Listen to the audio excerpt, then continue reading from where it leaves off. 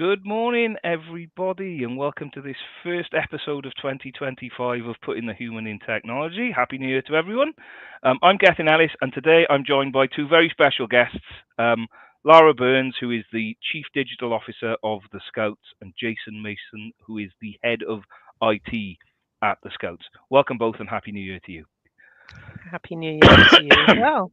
Happy New Year, Gethin. Thank you, mate. All right, thank you, Lara. So I'll just get things kicked off. I'll start with you, Lara. Can you just tell us a little bit about yourself and the organisation that you work for, please? Yeah, sure. So I've actually been at Scouts just over 5 years now.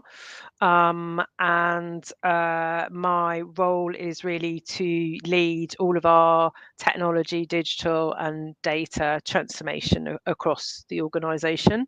Quite a lot of people probably know Scouts already. Hopefully, people have been involved or their kids have been involved. But Scouts has been around for over 100 years. Obviously, started off in the UK by Baden Powell. We talk about ourselves as a movement because we do change with times. We do actually have girls in Scouts and have been for quite a long time, but people don't always know that. It's a movement that delivers skills for life for young people through sort of adventurous outdoor activity. And we have about 450,000 young people that take part on a weekly basis. And one of the big things about Scouts that's really important is the way that we operate, which is that all of our activity with young people is delivered by volunteers. So we are the third largest volunteer movement in the country. I believe that Park Run is number one. Wow. But actually, I think that the number of hours on average that our volunteers spend is the biggest compared to other organisations. So I guess park runs done in an hour, isn't it? I suppose. And yeah, I I guess suppose so. I know those sessions can Yeah. go on for the evening. Yeah, no, exactly. And lots of our volunteers run things over weekends and, maybe several evenings a week. So, the volunteers are really the lifeblood of our organisation and what makes us special and what we deliver to young people really special. But we also have a staff team of experts and we have about 400 staff that support both the young people and the 140,000 volunteers across the country. Cool. I saw. Is it Boxing Day this year? Was there a new Chief Scout or recently over Christmas?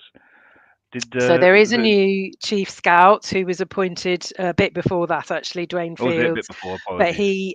yes, he was in the media quite a lot because he did a guest host of the BBC 4 Today programme. So hopefully people might access that and find out a bit more about what Scouts looks like Cool. at the moment.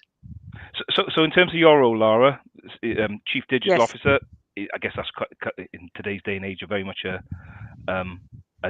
key position in leading the Scouts in delivering its mission. Yeah, I mean, I think, as with most organizations, digital data technology is absolutely fundamental in how we do things.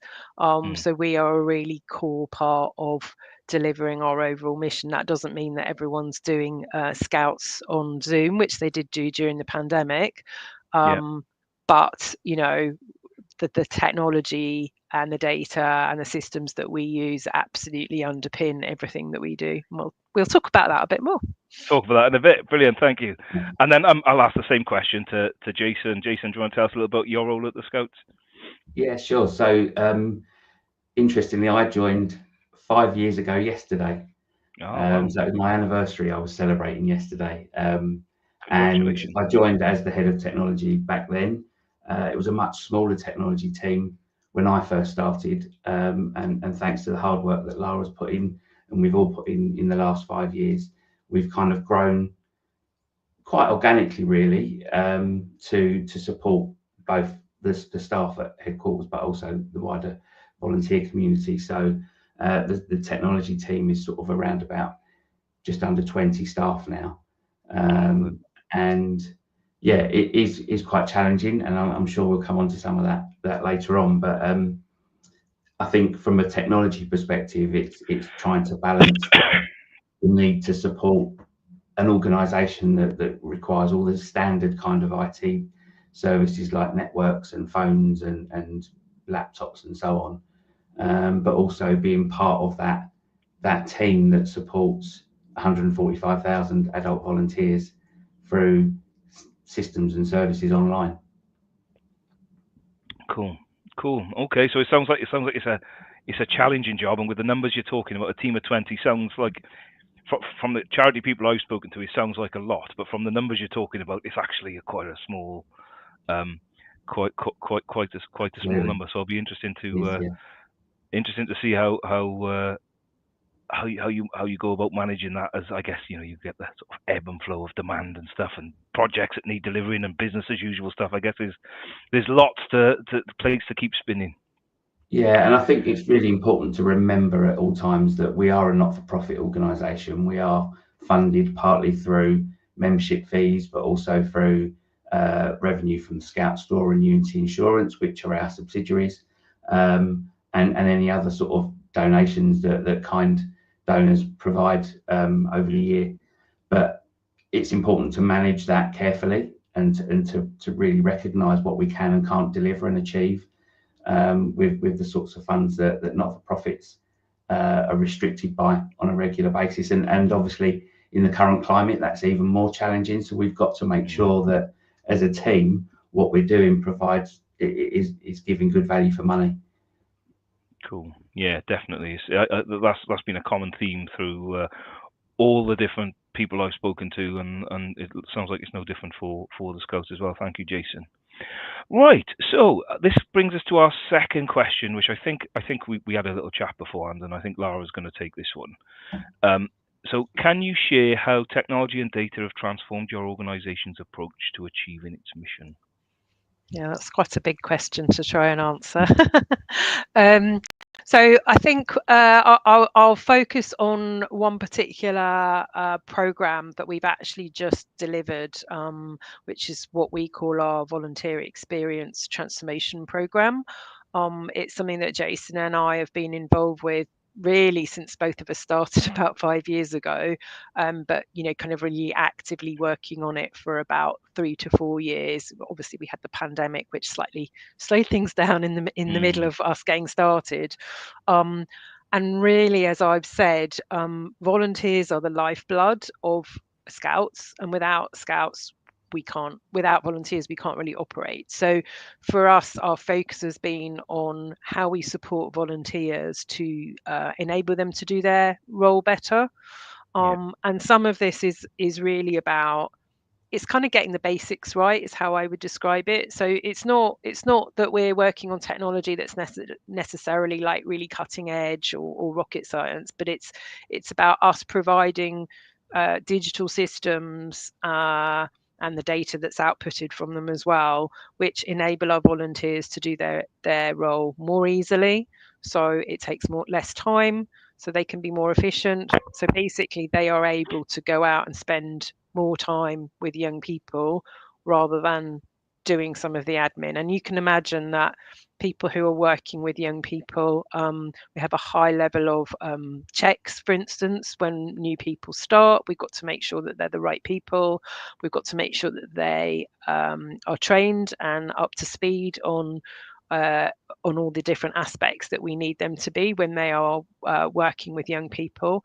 And obviously there are digital systems that can enable all of those checks, the information we hold about people, the learning that they do in order to do their role with young people. So that's the big project that we've been working on, which is basically putting in new digital systems to help manage our volunteers' membership, managing their learning, and also things like managing particularly the sort of recruitment journey as people join as a volunteer. So that might seem really simple and basic. I think one of the other things that we've had to do as part of that is we had an original membership system, as you would expect most organisations do.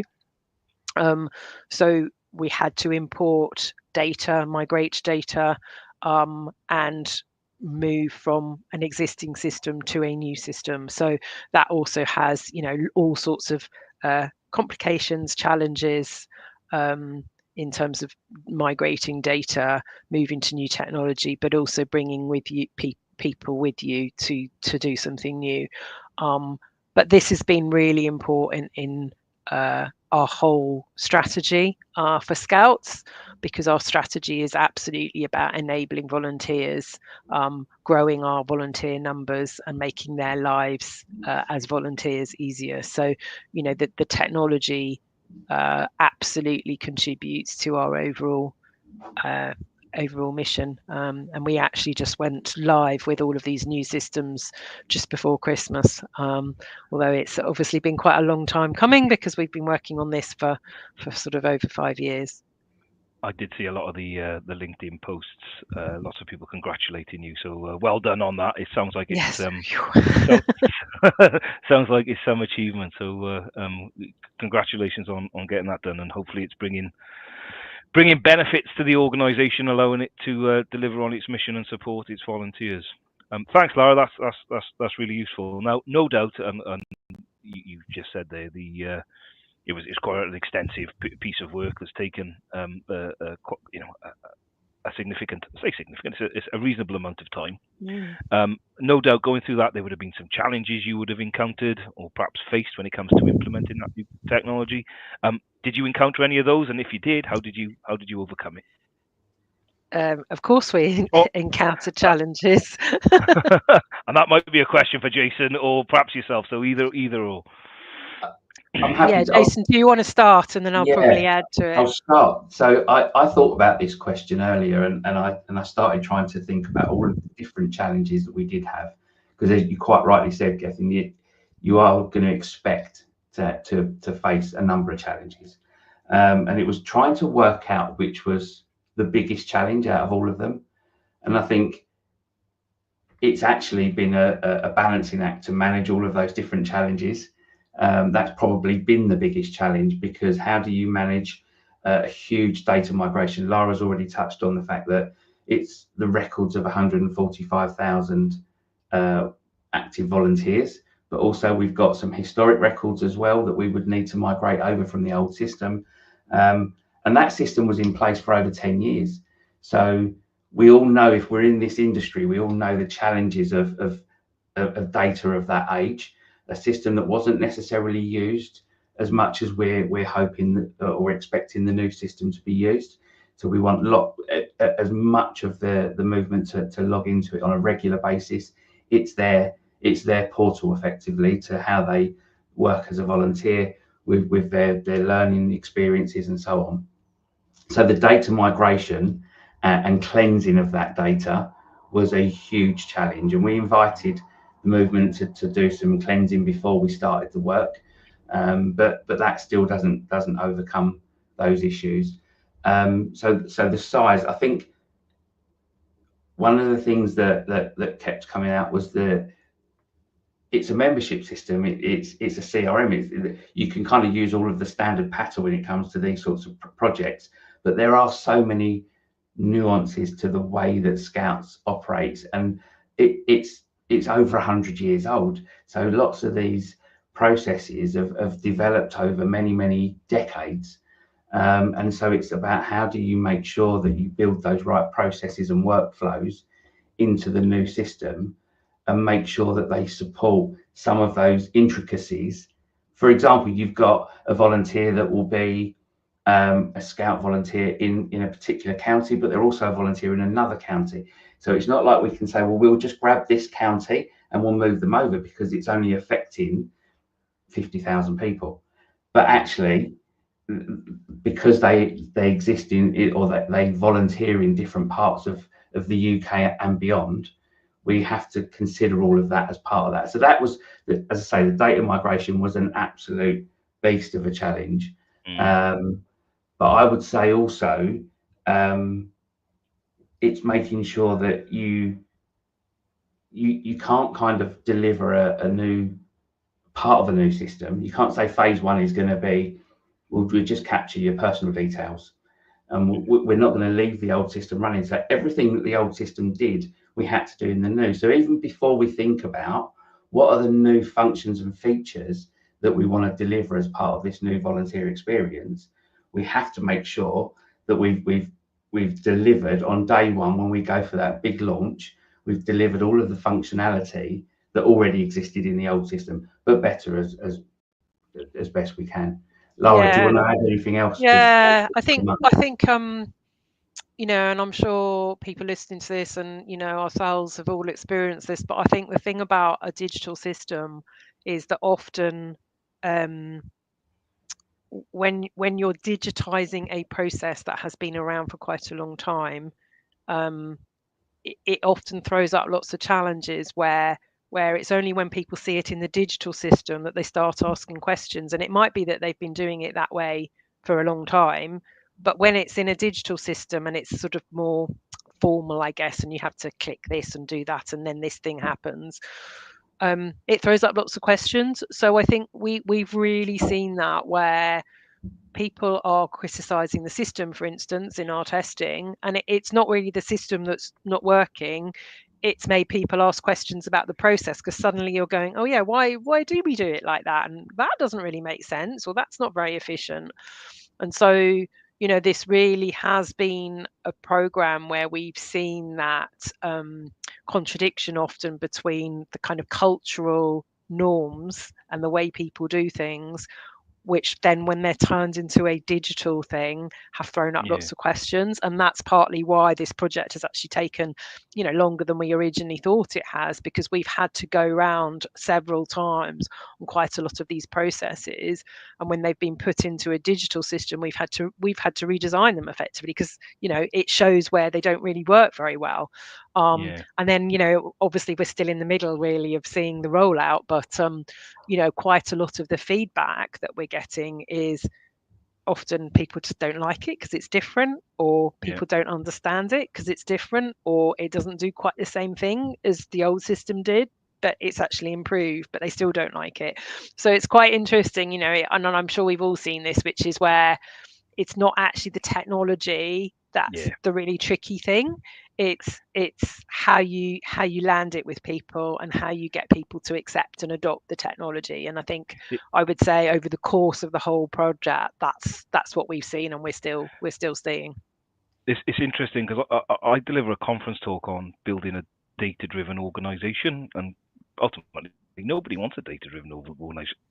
They want the benefits it can bring. And at the end of that, I've got a little cartoon where it goes, "Who thinks we should change?" And everyone's hands are up, and then "Who wants to change?" And all the hands are down. It's like, yes, it's that kind of thing. And I guess with the nuances of such a wide volunteer base, you know, 150,000, I think I wrote down.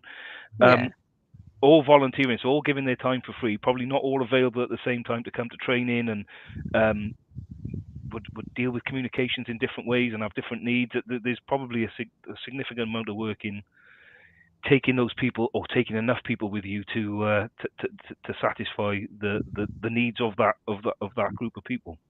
Yeah, absolutely. And I think we probably underestimated, I said we have underestimated at the beginning how much work that would take. And, you know, we really did have a bit of a rethink in the middle of the program a couple of years ago now, actually, but where we reset and we rethought our approach, and certainly bringing in to the overall program better change management expertise, more comms expertise was a really important part of this, because we realized that actually, yes, we had to bring people with us. So we created sort of local change champions. We call them transformation leads, who are volunteers. And we created those locally in all the counties. And they have been people that we've worked really closely with all the way along to get them to help with the messaging, help with landing it, help with, you know, testing along the way. And that's been really, really important. And we definitely underestimated how important that was at the beginning. We thought, you know, oh, we'll just build a system. It's, you know, relatively easy. We need to migrate this. We need to create the functions. But, you know, it's a lot bigger. And as Jason said, you know, launching this stuff to 140,000 people is massive. Particularly, as Jason said, when we did have to switch from one old system ultra new, and I think anyone in this world, you know, doing a sort of big bang approach sends shivers down most people's spines. So you know, that was pretty scary, but we did do it. and it sounds like it was pretty successful as well. So that's excellent. Sorry, Jason. Yeah, I think that's just something that switch on. There's one thing that would be lovely to have, which is that crystal ball that says how many people are going to log on the first day, the first hour. And because you don't have that, and with the volunteers working, some of them that work during the day, we're thinking, well, maybe they're all going to get home in the evening and they're going to try it for the first time, or actually I'm going to park that email and I'm going to register at the weekend. So you just don't know when you're going to get that bulk load of logins, really. So trying to anticipate and load, kind of performance manage the system for that is obviously also challenging, and you're constantly looking at kind of graphs and spikes of activity to kind of go, is it coping? And we're still in the very early stages for such a huge suite of products. We're still in the very early stages of still managing some of the sort of results of that go live. But it's just those little tweaks that we're still continuing to do, where people have notified us that there's been a bit of a performance issue here, or this isn't working quite as we'd anticipated it to work. So yeah, it's quite challenging in that sense. I've got a sort of off-piece question around that, Jason. And so are we allowed to tell people the technology stack? Is that Absolutely, something we're allowed to? Yeah. So the technology stack, I believe, is based off Azure, and it's got some other stuff in there. How did you go about? What did you do to monitor your peak usage? You know, no offense to the scouts, I imagine there could have been a significant enough load for it to cause problems. And did you get any when you went? So we had conversations with all of the suppliers. So we've got the membership system, which, as you say, is built and hosted in our Azure tenancy, and it's based around the back end of a Dynamics environment with a front end web portal. So yeah, we've got a level of understanding and skills in house, but as I mentioned earlier, we've got quite a small technology team, and we haven't got the breadth of knowledge and experience in that. So we had to rely heavily upon our partners in the membership system and the learning platform and so on. And we kept talking about how do we performance test, but really test it, because we knew that we had this big bang approach. There's also a challenge in that the system is actually critical to volunteering operations.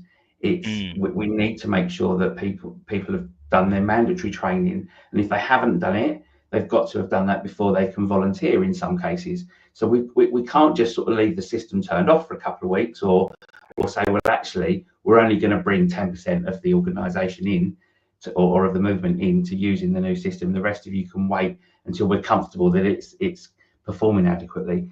So we had to use a lot of the Azure tools around sort of performance management, some of the analysis, application insight type of technology that both our partner organisations were using, but we were building our own dashboards as well, because I was getting a little bit paranoid about would this work, and it's as Lara said, we're not the first organisation, we won't be the last to kind of go for that big switch on and kind of hope and pray. And I've done everything. I've literally done everything to try. I've lit candles to make sure that I kind of let's keep the waters calm and make sure that this works on the first day and beyond.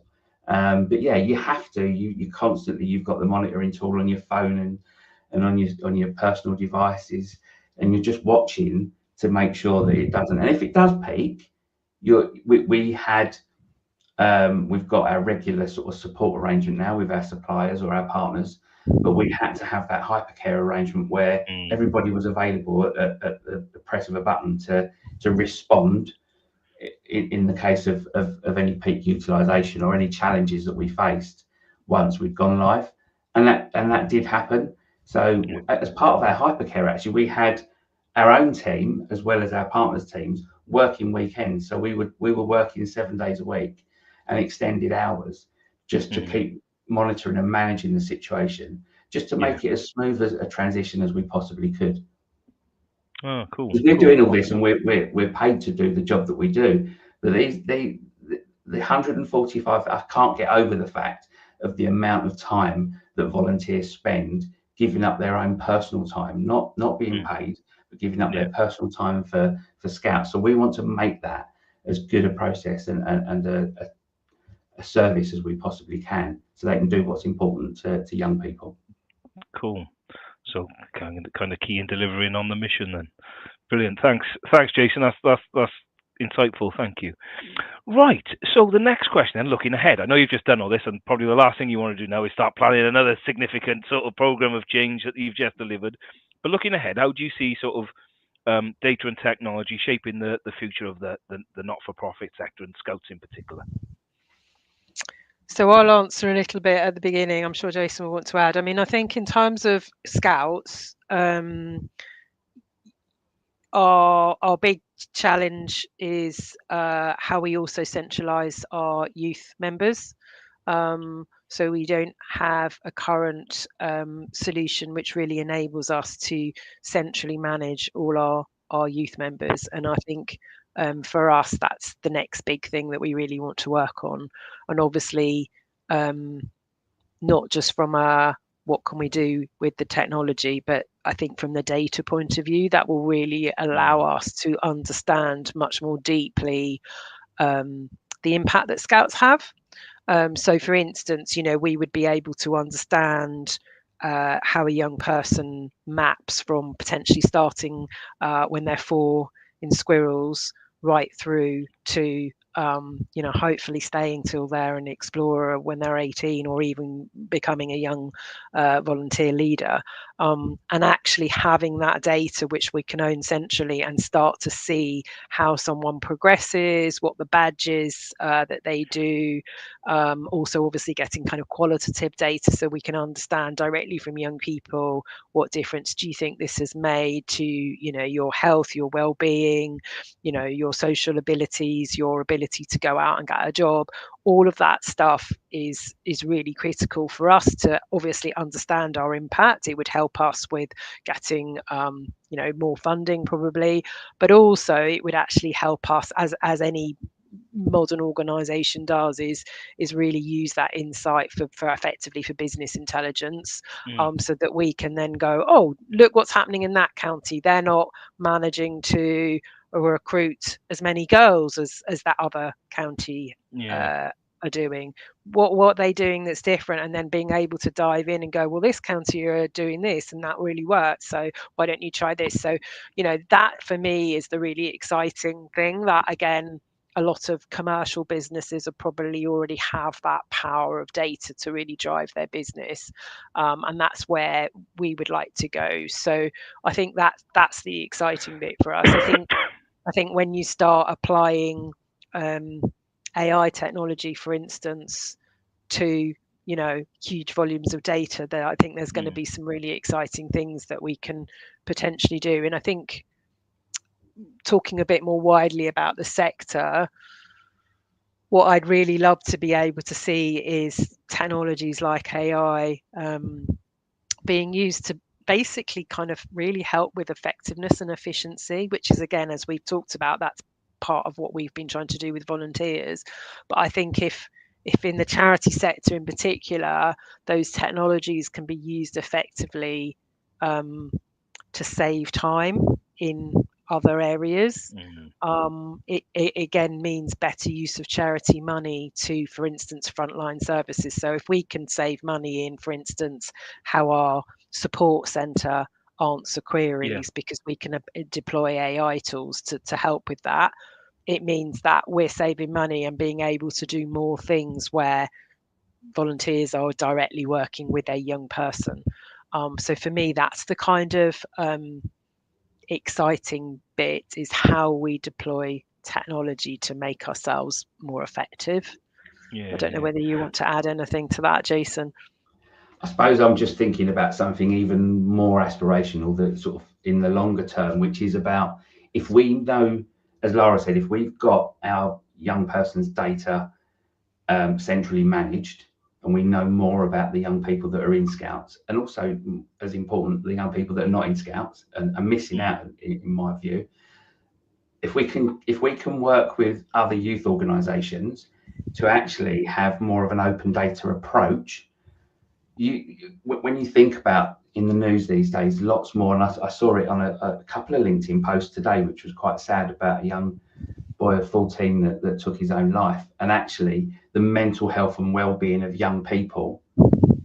How can you effectively prove and correlate that information against what they're actively doing outside of their school life?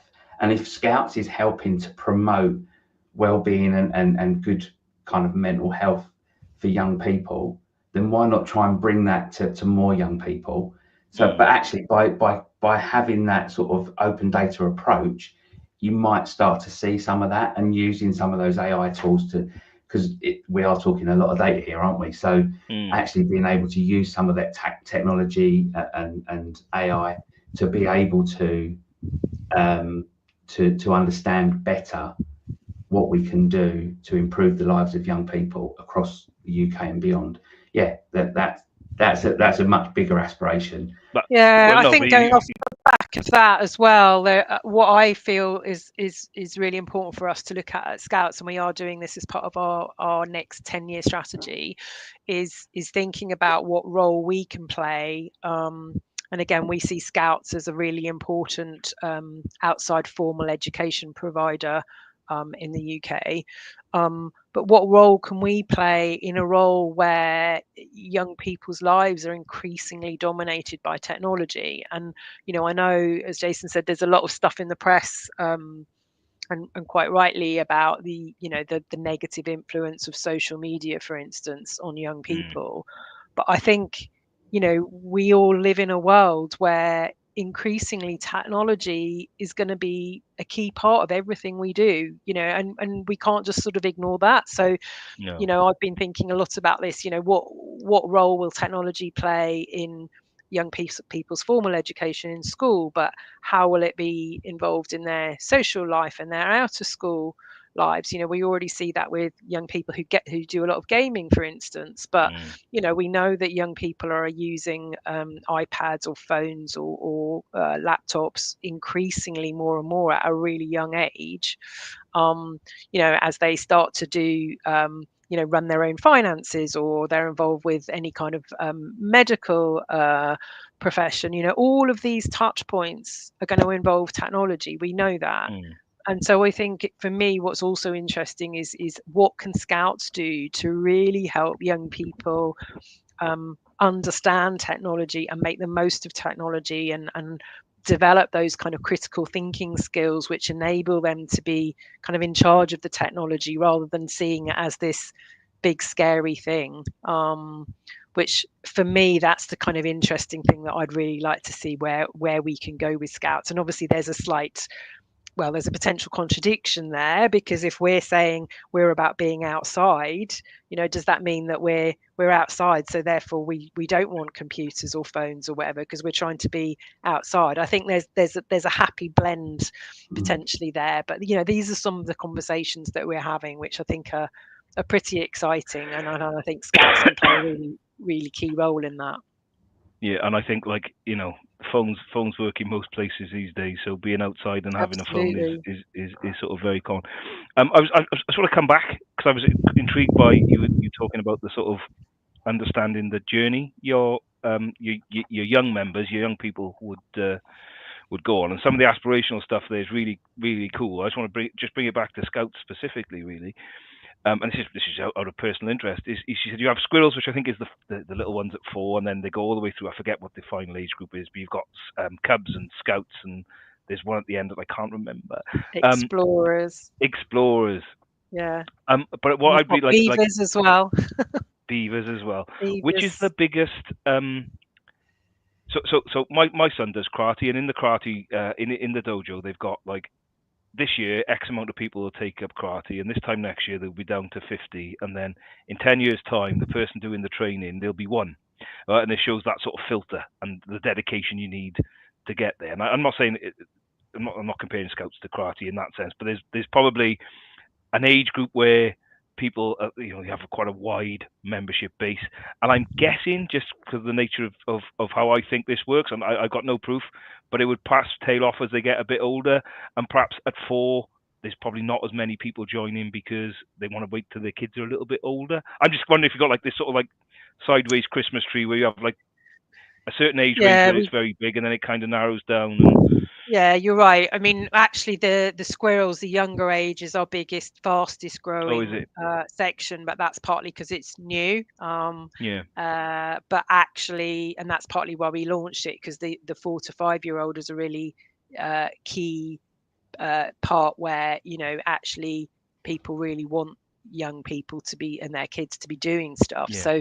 So that's growing, but you're right that our numbers tend to trail off as people hit their teens, which Yeah. I mean, we can all understand why. So but we know from talking to young people that actually those who do continue with Scouts, it's a really important part of their life, and particularly where you're going through teenage years, where you're struggling in all sorts of ways, whether that's education, socially, your identity, whatever. And we know that people who are in Scouts at that age find that it's an amazing support through potentially quite challenging years, and sort of through education into work. And it's really interesting, actually. I'm sure Jason finds this as well. Whenever I go to a conference, whatever kind of conference it is, whether it's digital, charity, tech, CIO, I always get people coming up to me, and they're not interested in talking about what I'm doing from a professional point of view. They always have a story about when I was a Scout, or when my children were a Scouts, the difference it's made. I still remember it. It's made a massive difference to how I've progressed my career. There are so many stories that you always get, and that's what why it's important. It makes a difference. Yeah. Yeah, the reason I was asking that question is Jason's point, the aspirational bit around helping people as they get older. I think from what I see in the news, the mental health challenges probably coming as the kids are getting older, and this is where they may have not moved away from Scouts. They may not have been in Scouts in the first place. But I was wondering if you could, like, a bit like Netflix does with its binge watch series, and this, it's not meant to be a bad thing, but like understand why the kids drop out when they do, and if they think you can make then changes to what's offered to keep them engaged for longer, which might help, because being outside's good for you, right? And it's good for your mental health, and doing outside stuff is and things and like it was volunteering as well. Volunteering itself, so that's also why we try and get young people involved in going into kind of being leaders with much younger groups, because it's also proven that volunteering and doing something for other people is also really contributes to your sort of well-being and mental health. So we do have some of that data, but again, it would be amazing, as Jason said, to have much more deep data to really understand where we can hold people for longer, get people back in, bring new people in at an older age. Yeah, that retention rate, that's the bit that, without having the actual data on the young people that are members, that's where the challenge lies, because actually there might not be any that have gone from, Squirrels hasn't been going that long, but percentage wise, how many squirrels become Scouts? So 10 to 14s or whatever the age group is, because I'm not always 100% accurate there. Or are they all just joining Scouts new from Cubs? So have we lost all of those squirrels? And it's that bit that's really important for us to capture as quickly as we can, especially as we have brought squirrels into the equation, and to be able to see the journey. And obviously that's further into the future, but how amazing would that be to be able to understand better what that retention rate looks like, and then to be able to cut it off at the pass, as Lara said earlier. Why are we losing people once they come out of Cubs? Why is that drop-off rate higher in this part of the country than it is in this part of the country, or in the UK, as we're concerned for? So yeah. Cool. Well, lots of exciting stuff in the pipeline. Now, guys, I am conscious of time, so I'm going to move us on to the last question. This is the fun closing question. I can't remember who we said was going to go first. Jason, I'll go with you first, and I'll save Lara for the end. And you asked me to ask you, if you weren't working in technology, what other career or profession would you see yourself doing? And I think looking at the way that the industry's moved these days, it probably feel like you're still working in technology. But I've always wanted, from a very young age, to be a radio DJ.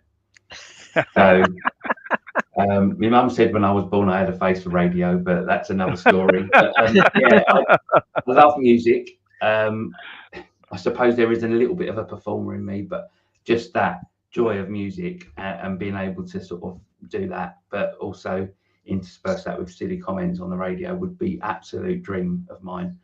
But I think I'd have started too late now if I try now. Well, we can always maybe put you to the test in team meetings now, Jason, that we've told us that. It's never too late, mate. It's never too late. You could be one of those bedroom YouTube sensations with #1 hits overnight, you know? So I used to, before the days of internet and streaming, I actually used to have the bedroom window wide open. My poor neighbours. But I used to be playing on the deck, so I'd be blasting whatever I had out the window, whether people wanted to hear it or not. So maybe slightly less considerate. Bit of pirate radio, that was. That's awesome, brilliant. Thank you, Jason. And Lara, the question I'm going to ask you is, what advice would you give your younger self just starting out in the industry, the IT industry? I think that was the question. Yeah, I would say be brave. Is probably a core thing. I mean, particularly from a female aspect, you hear a lot these days about, you know, are women able to really push ahead in the technology industry? And I think it's still a challenge. But I think it is about being brave, because as we all know, technology always moves so fast that, you know, I don't think anyone could plot a career in tech. Yeah. You don't really know when you start where you're going to end up or what you're going to do. And I think kind of being open to that change, but also being brave around things, because quite often, as we've talked about, you know, you're introducing stuff that's new to people, and it's quite challenging, and you quite often get, you know, quite a lot of pushback. So I think you know, being as brave as you can and stepping into new things and not being afraid to try things, or not being afraid of people criticizing you or pushing against you, would be what I would say. Yeah. Oh, well, cool. Be brave. That's excellent. The women in technology thing, I'm going to call it that, because the communities I'm involved in, they call it WIT, W-I-T. It's really intriguing. It's even by today's standards, diversity in the IT industry, it's just not where it should be. And I got involved with it a few years ago when my little niece came along. I just couldn't believe it was very unlikely. The chances of her having a job that I was doing at the time, she was very unlikely to end up there. Just didn't ring true to me. So I could probably talk to you about that on a whole podcast on its own, Lara, which I might save up for. Happy to do so. I might save up for another time, but be brave. That's really good. Thank you very much. I'm going to hold you to that. Credit. I'm just going to say, as a bit of a credit to Lara and to Scouts as a team. Our team of nearly 50 people is probably one of the most diverse from an ethnicity, but also from a gender background perspective than I've ever seen in an IT world, and far beyond anything else in the Scouts, even in terms of diversity. So it's something that I'm certainly proud of. It's something to be proud of. It is. So it's amazing. It's amazing, Lara. I'm going to hold you to that. We won't do it we'll do it in a few months' time, but we'll come on and we'll talk about, because I'd be really keen to understand your journey and how you've ended up at the top of the Scouts in terms of technology, and how you did it. Because being brave. There you go. Being brave, but we'll hopefully we can chart that journey out and give some inspiration to other girls out there who are wanting to tread the same path, and I think that might align lovely with what the Scouts does anyway, in terms of its aspirational. Brilliant. Absolutely. Well, Lara Burns, Chief Digital Officer of the Scouts, Jason Mason, the Head of IT at the Scouts, thank you very much for joining me. It's been a pleasure chatting to you, and no doubt we'll we'll talk again soon. Thank you so much. Cheers, Kev. Thank you very much. Cheers, guys.